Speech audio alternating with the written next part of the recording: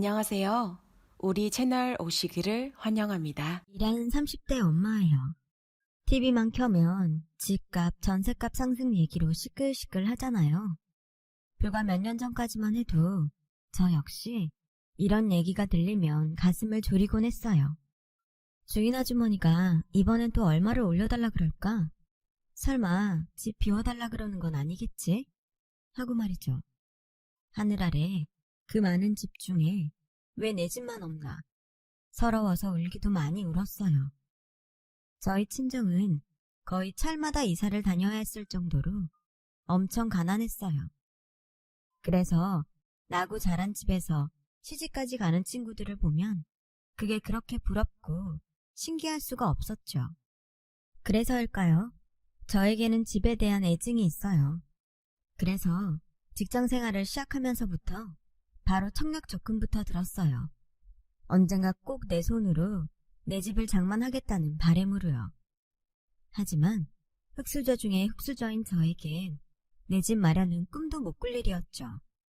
남편과 둘이서 죽어라 맞벌이를 해도 감당이 안 될 정도로 집값은 손에 닿기도 전에 쑥쑥 올랐으니까요.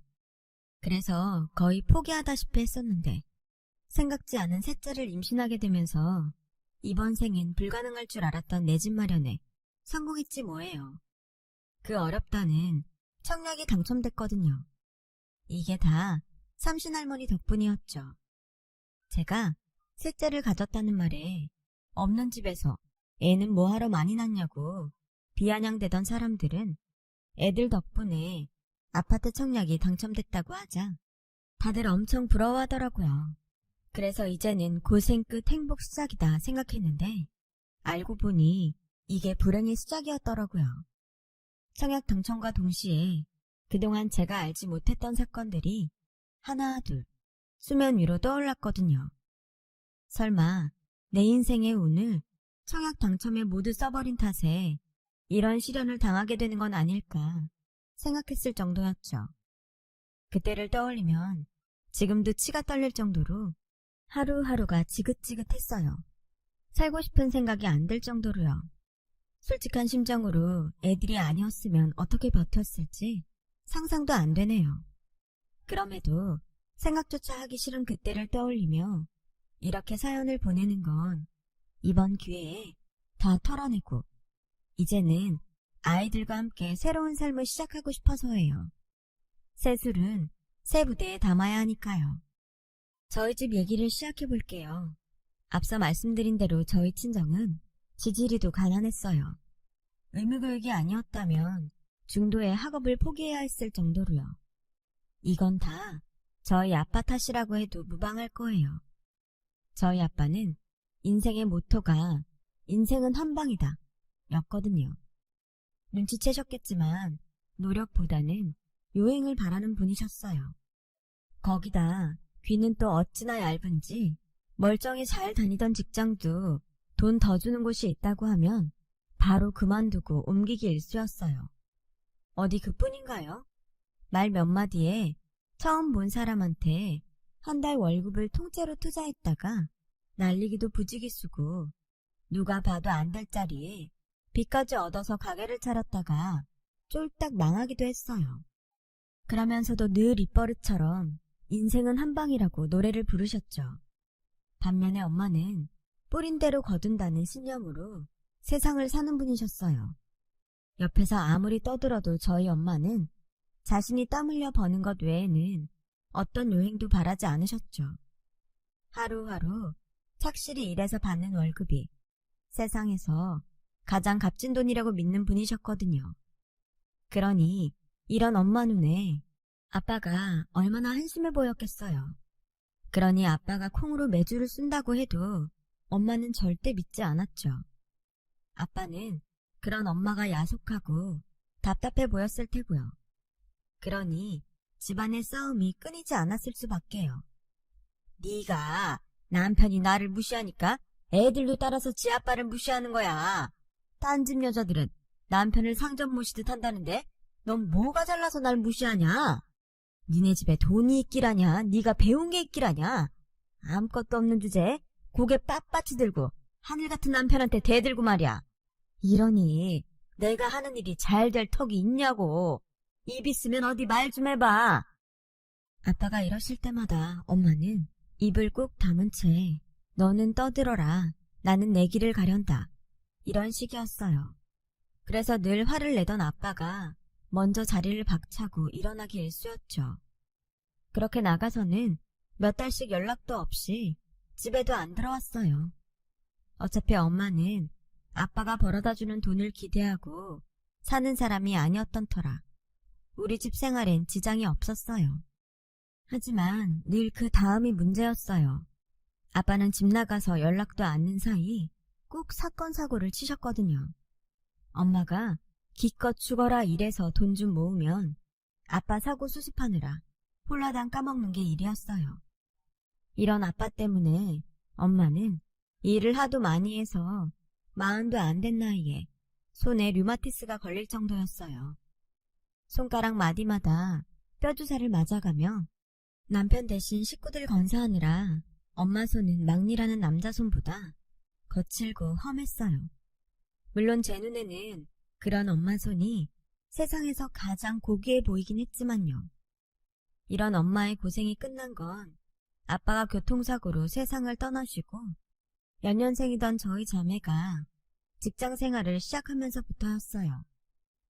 수십 년 동안 도시락 공장에서 일을 해오셨던 엄마는 저희 자매의 닭다리 못 이겨 난생 처음 전업주부로 살게 되셨거든요. 하지만 평생 일을 하고 살아오신 분이 하루아침에 집에서 손 놓고 지내는 건 쉽지 않았나 봐요. 언제부턴가 저희 자매 모르게 종종 아르바이트로 친구분이 하시는 스크린 골프장에 나가 카운터를 봐주시곤 하시더라고요. 말려도 소용이 없었죠. 죽으면 썩어질 몸뚱이 움직일 수 있을 때까지 움직여 일하는 게 나아. 사지육신 멀쩡한데 놀긴 왜 놀아. 이러시면서 말이죠. 그런데 알고 보니 제가 이런 엄마 성격을 닮았더라고요. 저도 이날 이때까지 출산 후 산후조리 3개월 하는 것 외에는 계속 일을 하고 살았으니 말이에요. 제가 남편을 만난 건 고등학교를 졸업하고 직장 생활을 하던 때였어요. 당시 저는 회사의 배려로 야간대학에 다니고 있었는데 그때 남편이 일하는 인쇄소에 제본을 맡기느라 드나들면서 안면을 트게 되었어요. 지금은 그러는 사람이 없지만 제가 대학에 다닐 때만 해도 교재를 살 형편이 안 되는 학생들은 인쇄소에서 제본을 떠서 보곤 했거든요. 저 역시 한푼이 아쉬운 처지여서 그렇게 교재를 만들어 보고 있었죠. 퇴근 후 강의를 들으러 다녀야 했던 저는 늘 종종걸음을 치며 바쁘게 다녔는데 남편 눈에는 그런 제가 퍽 안쓰럽게 보였던 모양이에요. 하루는 제본을 맡겨놓고 찾으러 가는 걸 깜빡했는데 글쎄 남편이 저희 강의실 앞까지 배달을 해주었지 뭐예요. 그리고는 앞으로는 직접 인쇄소에 찾으러 오지 말고 배달을 시키라고 하더라고요. 수십 건도 아니고 딸랑 한 권인데도요. 덕분에 저는 제본한 책을 편하게 강의실까지 배달시켜 볼 수 있었어요. 그런데 하루는 과 동기가 자기도 배달을 시켜야겠다며 인쇄소에 전화를 했는데 한 권을 배달해주는 데가 어딨냐며 욕만 먹었다지 뭐예요. 반년 넘게 책을 배달시켜 보았던 저는 그제야 남편의 마음을 알 수 있었어요. 그래서 고마운 마음에 제가 좋아하는 작가의 책을 사서 선물로 건넸어요. 이건 제본 안 해주셔도 돼요. 제가 드리는 감사의 선물이니까요. 그동안 저 때문에 고생 많으셨어요. 덕분에 지각도 않고 편하게 강의를 들을 수 있었거든요. 그런데 이제 안 그러셔도 돼요. 그동안 감사했어요. 저 역시 남편이 마음에 들었지만 일과 학업을 병행하는 것만으로도 벅찬 처지라 거절할 수밖에 없었죠. 그랬더니 남편이 그러더라고요. 비록 책을 배달하러 간 거였지만 난생 처음 대학 강의실까지 가봤어요. 저랑 똑같이 낮에 일하면서 밤엔 공부까지 하는 서영 씨를 보면서 많이 반성하게 되더라고요. 인생을 저렇게 알차게 살 수 있구나. 난 지금까지 뭐라고 살았나 하고요. 응원하고 싶었어요. 지치지 말고 끝까지 해내시라고요. 그러니까 거절은 하지 마세요. 다른 뜻은 없으니까요. 그날 이후 괜한 말을 꺼내서 서로 불편해진 것 같아 한동안 인쇄소를 찾지 않았어요. 그런데 남편이 어떻게 알았는지 제게 필요한 교재를 제본해 강의실로 가져왔더라고요. 제 동기들은 다 제본을 맡기러 왔는데 저만 안 오길래 한 권 더 만들어뒀다는 거예요. 그러면서 불편한 마음은 알겠지만 졸업하는 날까지는 제본을 맡기라고 하더라고요. 불편한 건 한순간이지만 그렇게 얻은 책으론 한 학기를 볼 수 있는 거 아니냐면서요. 직접 찾아와서 이렇게까지 말해주는데 피해 뭐 하겠냐 싶어서 그 후로 전처럼 남편한테 제본을 맡겼어요. 그렇게 2년의 시간이 흘러 드디어 졸업을 하게 되었어요. 비록 야간 전문대 졸업에 불과했지만 제겐 서울대를 졸업하는 것만큼이나 벅찬 순간이었어요. 강의 시간에 맞춰 퇴근을 하느라 매일 직장에서 눈치를 보며 애를 태웠던 일과 쏟아지는 잠을 참으려 허벅지를 꼬집으며 강의를 들었던 일, 매 학기 등록금을 마련하느라 허리띠 졸라가며 생활했던 건 물론 교재조차 서점에서 척척 사보지 못해 제본을 뜯어 다니던 일까지 주마등처럼 흘러가더군요. 잘 버텼다. 스스로 칭찬을 해주었죠. 그런데 하필 이 순간 떠오르는 얼굴이 하나 있더라고요. 바로 남편이었죠. 지난 2년간 저를 응원하며 강의실까지 배달을 자처했던 그 남자가 그렇게 그리울 수가 없었어요.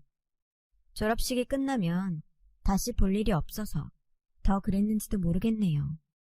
그래서 졸업식장에 찾아온 엄마랑 여동생을 먼저 집에 보내고 남편이 일하는 인쇄소로 찾아갔어요.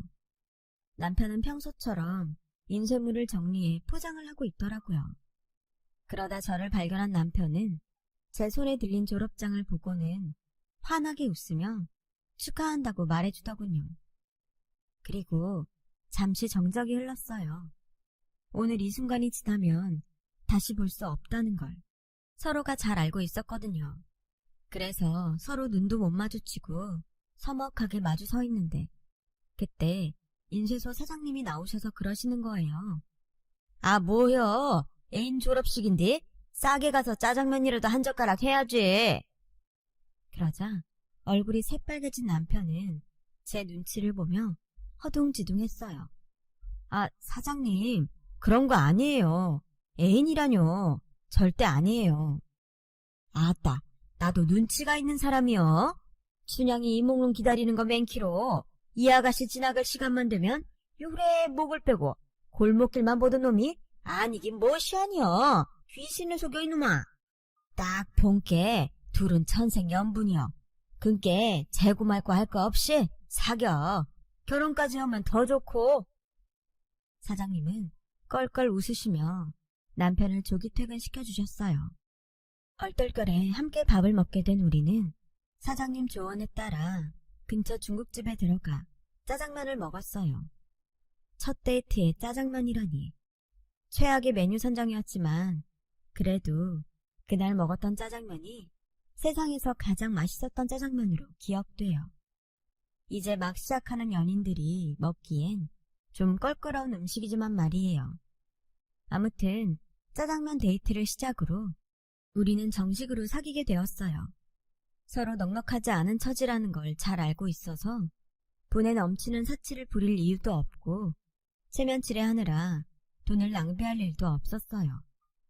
어쩌면 둘 다 결혼을 염두에 두고 있어서 더 그랬는지는 모르겠네요. 그렇게 3년 정도 연애를 한 우리는 전셋집 보증금이 마련되자 더 시간 끌 거 없이 결혼을 했어요. 어차피 부모님들께 손 벌릴 처지도 아니었기에 우리가 가진 돈 안에서 전셋집과 살림살이를 준비해야 했어요. 둘 다 맞이라서 특히나 각자의 집에 부담을 지우고 싶지 않았거든요. 밑으로 동생들도 있고 부모님 노후도 생각해야 했으니까요. 엄마는 저희 부부의 그런 결정에 대해 별 말씀은 없었어요. 다만 결혼식 전날 밤 제게 그러셨죠. 살다 보니 크게 넘어지는 날이 한 번은 있더라. 그때 비빌 언덕이 있으면 얼마나 힘이 되고 든든한지 모른다. 그러니 힘든 일 생기면 찾아와. 혼자 마음 상해가며 애쓰지 말고. 그날 엄마의 그 한마디가 그렇게 힘이 될 수가 없었어요. 내 뒤에는 엄마가 든든하게 버티고 있으니 세상 두려울 게 없었죠. 그렇게 저는 집을 떠나 본격적으로 신혼집에서 결혼 생활을 시작했어요. 남편은 그동안 제가 봐온 그대로 성실하고 검소한 사람이라 저와는 결이 잘 맞았어요. 그래서 둘 사이의 문제로 싸우는 일은 없었어요. 다만 시댁 문제로 종종 말다툼을 벌이긴 했지만요. 늘 화근이 되는 건 시누이였어요. 제 여동생과 동갑인 시누이는 20대 중반까지도 제 손으로 돈 한 번 벌어본 적 없는 인간이었어요. 그런 주제에 홈쇼핑이랑 인터넷 쇼핑을 어찌나 해대는지 스택에 가보면 택배 박스가 잔뜩 쌓여 있을 정도였죠.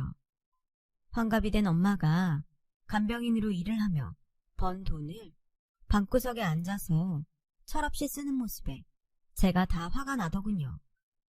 그동안 남편도 한두 번 말을 했던 게 아니었어요. 심지어 대판 싸운 적도 몇 번 있을 정도였죠. 그런데도 그때뿐이에요. 정신 못 차리고 제 몸뚱이 치장하는 데만 정신을 팔고 서는 거죠. 그런데 가만 보니 어머님이 딸을 그렇게 키운 거더라고요. 남자는 공부 많이 하면 성공이라도 하지. 여자는 공부 많이 하면 오히려 고생만 하고 살아. 여잔 그저 몸매 관리 잘하고 예쁘면 그게 성공하는 거야. 얼굴 예뻐봐라. 돈 많은 남자들이 줄을 서는데 뭐하러 길을 쓰고 공부하니? 우리 영진이는 가만히 놔둬도 돈 많은 남자 만나 잘 살 거다. 그러니 괜히 일하란 소리 마라. 돈은 내가 벌어서 먹고 살면 되니까. 이게 말이 되는 소린가요? 나이 든 엄마는 일하고 사지 멀쩡한 자식은 놀고 먹는다는 게? 게다가 예쁘면 성공하는 거라뇨. 아니, 요즘 세상에 어떤 정신 나간 남자가 얼굴 하나 보고 결혼을 해요. 그렇다고 시누이 미모가 연예인급도 아닌데 말이죠. 길게 얘기하면 입만 아플 것 같아서 어머님 앞에선 입 다물고 있었어요. 어머님 당신이 그렇게 하시겠다는데 제가 뭐라고 할 수도 없으니까요. 저희한테 시누이 먹여 살리란 것도 아니고 말이죠. 그런데 꼭 그런 것만도 아니더라고요. 시누이가 저 몰래 남편한테 용돈을 뜯어가고 있었거든요.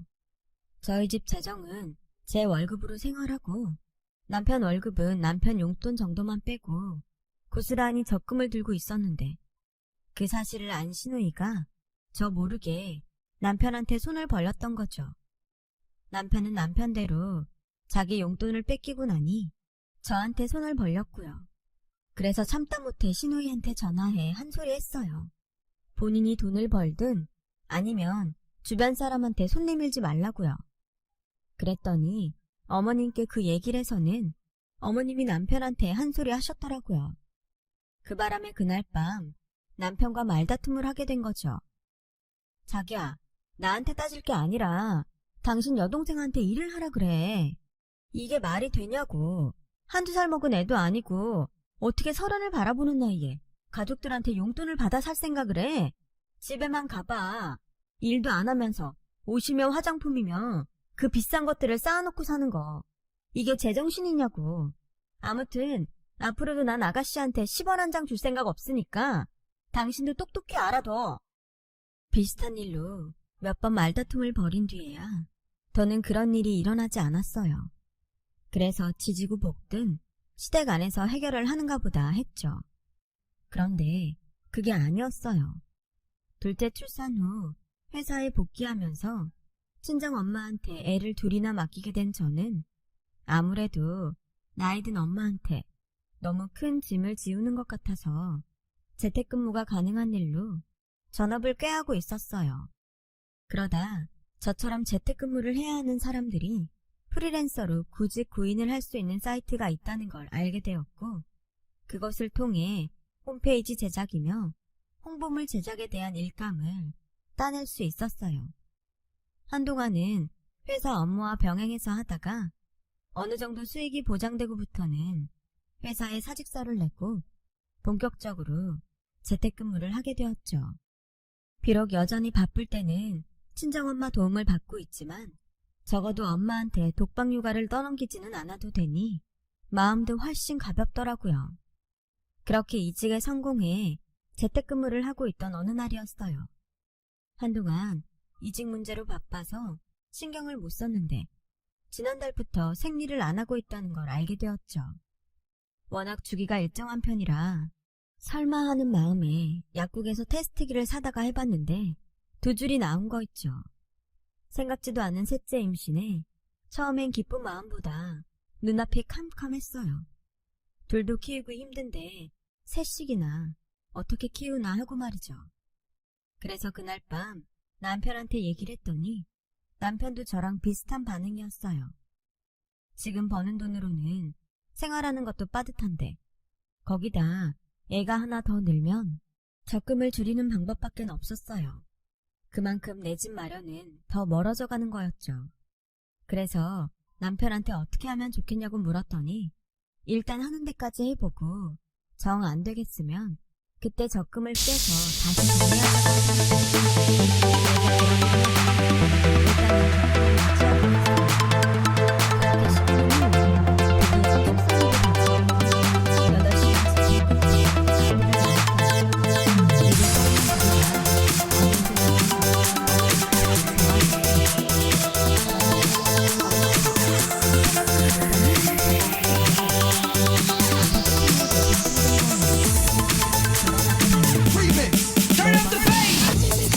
우리는 아파트에 살 데가 아니니까 셋째가 태어나면서 가산점이 붙어서 단절이 된 거였죠. 20일이 전 누구보다 빌려있지 뭐. 자기야, 드디어 우리 집이 생기는 거야. 벌써 아파트가 생기는 거라고. 대학교에 언제지? 대학교 때 돈을 얼마나 넣어야 하나? 중도금도 있어야 하는데 우리가 모아둔 적금으로 될까? 자기야, 적금 통장 좀 가져와봐. 그때였어요. 남편이 땅을 꺼내라 하고 시댁에 들었어요. 미안해. 진작 말하려고 했는데 그 적금 해약했어. 엄마가 급하게 돈이 필요하다고 그래서. 그게 무슨 소리야? 어떻게 나한테 말 한마디 없이 그럴 수가 있어? 그럼 삼촌도 없는 거야? 그 돈을 다 어머님들이 하냐고. 알고 보니 신우이가 돈 많은 남자와 사귀게 됐는데 그 남자는 입시기 싫어서 가끔씩이면 얼굴에 온갖 미쳤던 모양이야. 그래도 제대로 해야 된다고 상담동에 연예인들이 다닌다는 상황을 찾아가 백상 그걸 쳐들었던 거죠.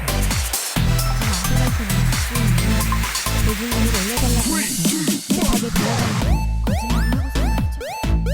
나중에야 그 사실을 알 남편이 돈을 빌려달라고 했지만 돈 나올 구멍은 어딨나요? 결국 남편은 그거를 몰랐습니다. 진짜 도저히 참을 수가 없었어요. 그리고 열심히 산 사람을 하루 종일 돈 한 푼 안 벌고 출근하니까 인간은 피 같은 일을 보내서 피가 거꾸로 스치더군요. 그래서 신우이한테 전화를 했어요. 다 필요 없고 당장 그 돈 돌려달라고요. 그랬더니 글쎄 뭐라는지 아세요? 그깟 마찬가지고 이렇게 인생은 언니 나 곧 결혼해요. 결혼하면 우리 글자 다 갖다 줄 테니 다 붙들어 매시라고요. 내가 이자까지 다 챙겨줄 테니까. 뭐야? 그걸 지금 말이라고 해요. 난 아가씨가 손으로 내줄 수 있는지 절대 못 믿어요. 하다못해 밥 사서 공증이라도 받아둬야겠어요. 안 그럼 법적으로 처리하고요. 그 100번, 1000번이라도 써주겠다고 힘들게 일찍했어요. 그래서 하루 날 잡아서 신랑하고 국가를 받고 따로 공증을 받아주고 첫 대부분 결혼식 때 수리금 들어가서 갚겠다고 했어요.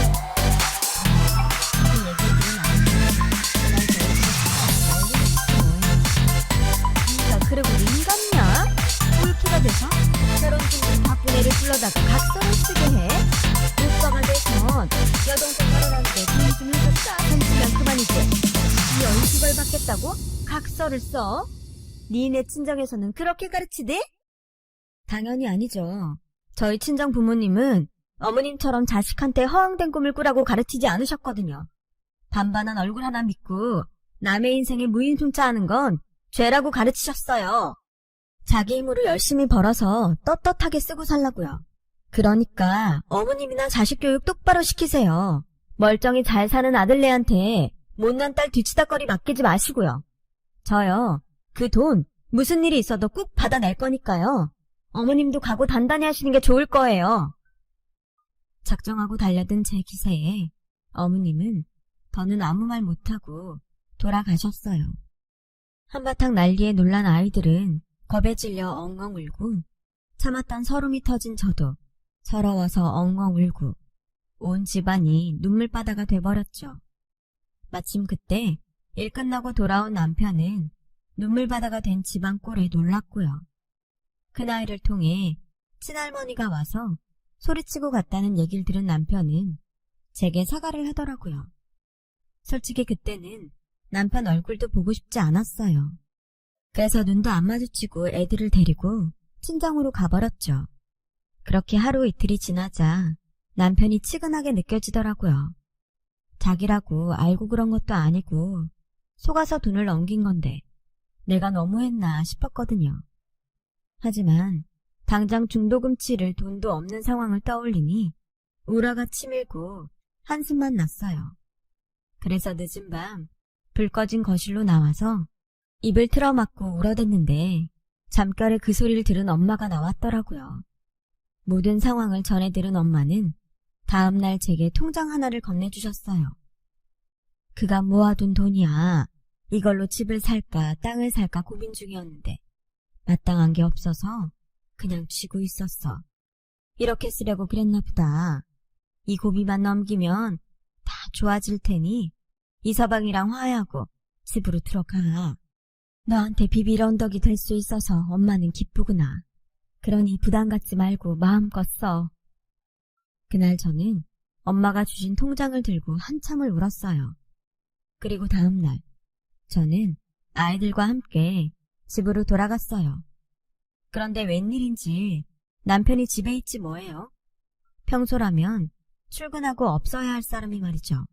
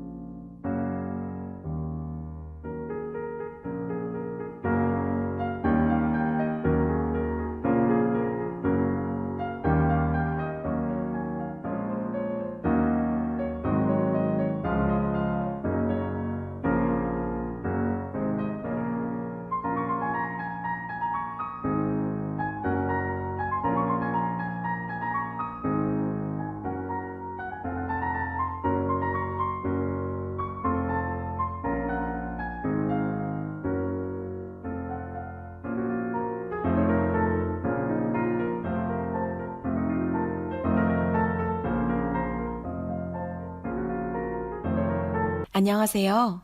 우리 채널 오시기를 환영합니다. 바닥엔 술병이 나동그라져 있고요. 평소 술도 잘 안 마시는 사람이 저랑 싸우고 속상해서 마셨나 했는데 뭐? 인쇄소가 문을 닫아? 경기가 안 좋다 보니 달력을 찍는 은행이나 회사가 줄었다는 얘기는 들었지만 그렇다고 인쇄소가 문을 닫게 될 줄은 몰랐어요. 오랜 시간 함께 일해온 사장님이 더는 버틸 여력이 없다시며 문을 닫자고 했다더군요. 모아둔 돈도 여동생한테 날리고 직장까지 잃게 된 남편은 순식간에 무너져 버렸어요. 그날 이후 방에 틀어박혀 밥도 안 먹고 잠만 자더라고요. 그래서 도저히 이렇게는 안 되겠다 싶어서 아이들을 엄마한테 맡겨두고 남편을 데리고 밖으로 나왔어요. 그리곤 이혼 서류를 내밀곤 소리쳤죠. 자기야, 이 자리에서 결정해. 나랑 이혼할 거야 말 거야? 지금처럼 이러고 살 거면 당장 서류에 사인하고 앞으로 정신 차리고 제대로 살 거면 서류 찢어버릴게. 어떡할까? 당신이 직접 결정해. 난 돈 못 버는 남자는 용서해도 살 의지가 없는 남잔 용서 못해. 실직했다고 하늘이 무너지니? 그날로 인생이 끝나?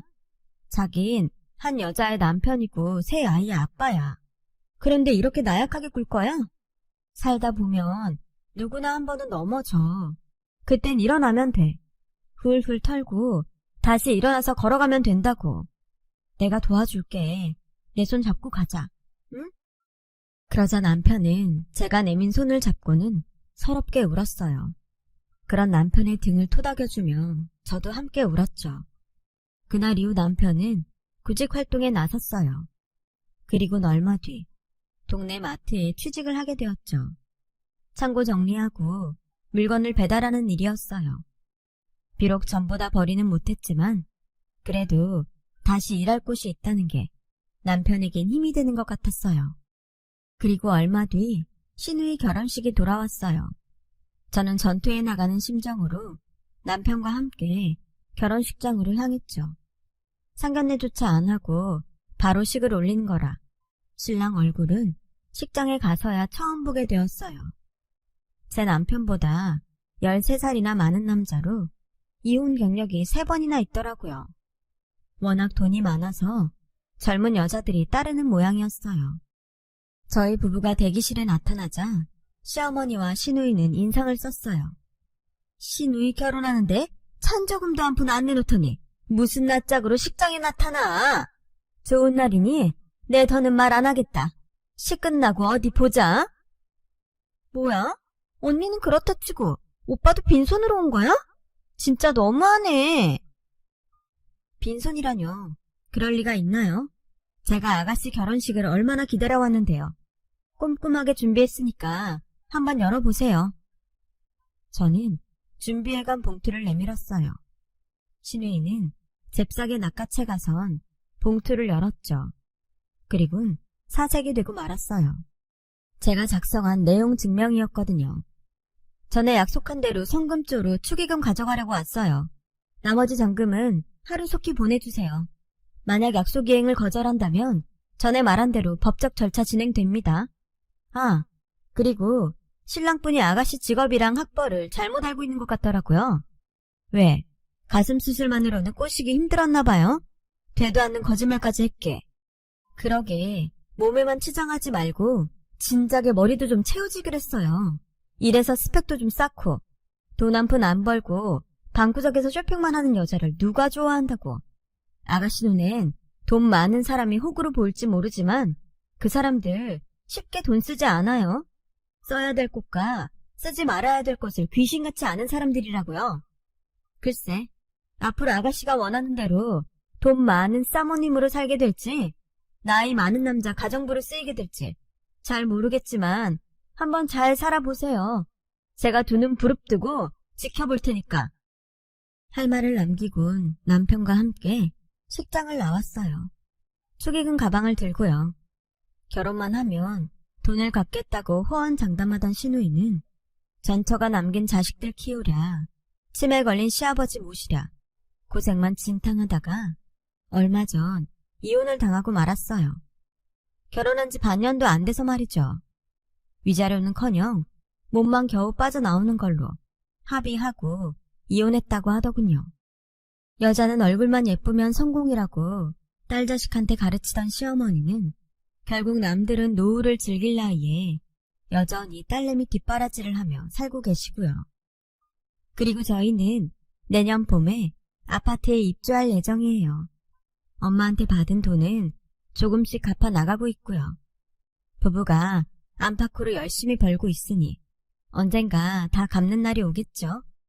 그때까지는 지금처럼 열심히 일하며 살아보려고요.